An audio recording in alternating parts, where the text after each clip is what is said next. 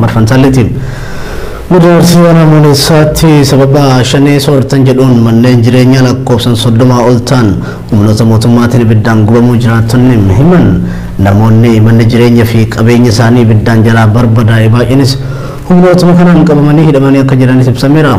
Godina Horroo Guduruu Wallagga Aanaa Abbaay Coommaan magaalaa Fincaatti sababa mootummaa deeggaruu diddan jedhuun abbootiin qabeenyaa danuun mana hidhaatti guuramanii dararamaa jiraachuun himameera. Ministeerri barnootaa barattoonni dhaabbilee olaanoo Itoophiyaa keessa jiran amma filannoon dabruutiin gara qe'eetti akka deebaniif ajaja dabarsuunsaa mufii kaaseem murtee kana barattoonni yuunivarsiitiilee garaagaraa mootummaan dhimmicha siyaasaaf oolfachuu hin qabu jechuun mormaa akka jiran OMN odeeffateera. Qirroowwan lama kan Walloo Aanaa Jillee Dhummuugarraa humnoota addaa naannoo Amaaraan butamuun achi buuteen isaanii dhabame gaafa caamsaa 10 bara 2021 reeffi isaanii raasaa gubbatti argamuun himame.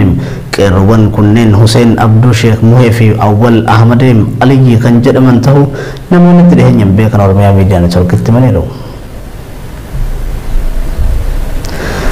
Miseensonni koree dhaabbii dhimmoota alaa kan mana maree US Tigray keessatti qoqqobbiin kaa'amuu qaba jedhan seeneetaroonni Maakaawulii fi Girigooriin gabaasa miidiyaan United States CNN Tigraytiin gargaarsi namoomaa gufachaa jiraachuu gabaasee hordofuun qoqqobbiin akka kaa'amu gaafatan.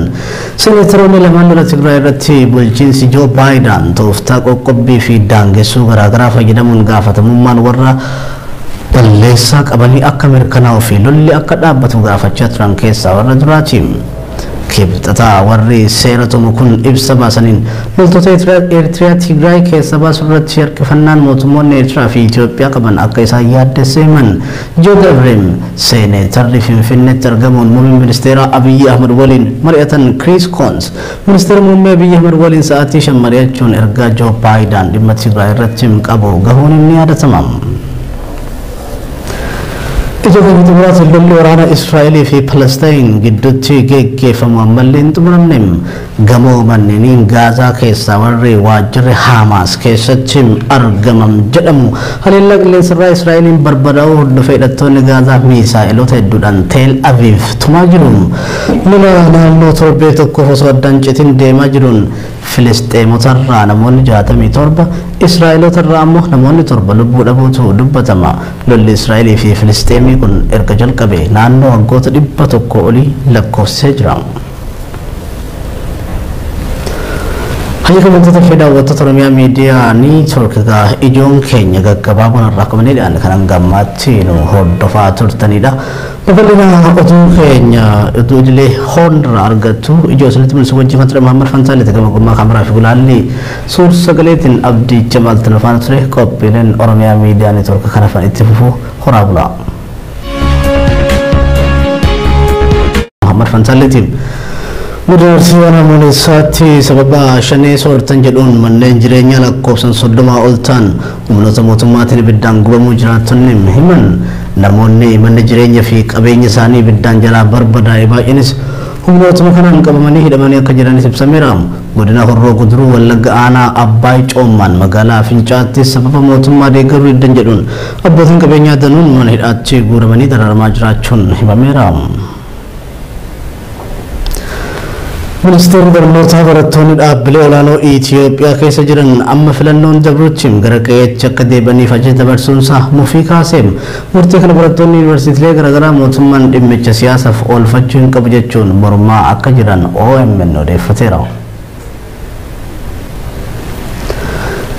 Qirroowwan lama kan Walloo Aanaa Jillee Dhummuugarraa humnoota addaa naannoo Amaaraan butamuun achi buuteen isaanii dhabame gaafa caamsaa 10 bara 2021 reeffi isaanii raasaa gubbatti argamuun himame. Qirroowwan kunneen Hussein Abduu Sheekh Muhee fi Awwal Ahmadeem Aliyyi kan jedhaman ta'uu namoonni itti dhiheenyaan beekan Oromiyaa Miidiyaa Neetwoorkitti himaniiru. Miseensonni koreen dhaabbii dhimmoota alaa kan mana maree US Tigray keessatti qoqqobbiin kaa'amuu qaba jedhan seeneetaroonni Maakaawulii fi Girigooriin gabaasa miidiyaan United States CNN Tigraytiin gargaarsi namoomaa gufachaa jiraachuun gabaasa hordofuun qoqqobbiin akka kaa'amu gaafatan. Seeneetaroonni lamaan lola Tigray irratti bulchiinsi Joo Baayiden tooftaa qoqqobbii fi daangessuu garaagaraa fayyadamuun gaafatamummaan warra balleessaa qabanii akka mirkanaa'uu fi lolli akka dhaabbatu gaafachaa turan keessaa warra duraati. Kibxataa warri seera tumu kun ibsa baasaniin loltoota Eertiriyaa Tigraay keessa baasuu irratti harkifannaan mootummoonni Eertiraa fi Itoophiyaa qaban akka isaan yaaddessee himan.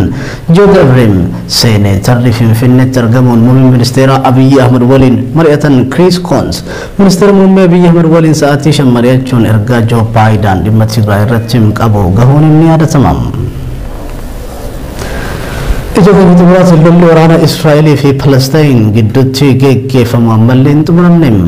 Gamoo manneen Gaazaa keessaa warri waajjirri Hamaas keessatti argamam jedhamu haleellaa qilleensarraa Israa'eliin barbadaa'uu hordofee hidhattoonni Gaazaa misaa'ilota hedduudhaan Teel Aviv tumaa jiru. Lola naannoo torbee tokkoof osoo addaan citiin deemaa jiruun Filisxeemotarraa namoonni 67 Israa'elotarraa ammoo namoonni 7 lubbuu dhabuutu dubbatama. Lolli Israa'elii fi Filisxeemii kun erga jalqabe naannoo waggoota 100 olii lakkoofsisee jira. Hayyakamtoota fi daawwattoota Oromiyaa Miidiyaa Niitoorkigaa ijoon keenya gaggabaaboo irraa qabaniidhaan kan gammaatti nu hordofaa turtanidha. Babal'ina oduu keenya oduu idilee hoornirraa argattu ijoo sanitti mul'isu wajjin kan ture Muhammad Fantaaliti gama gummaa kaameraa fi gulaalli suur sagaleetiin Abdii Jamaal Tilfaana ture qophiileen Oromiyaa Miidiyaa Niitoorkii kan hafan itti fufuu horaa bulaa.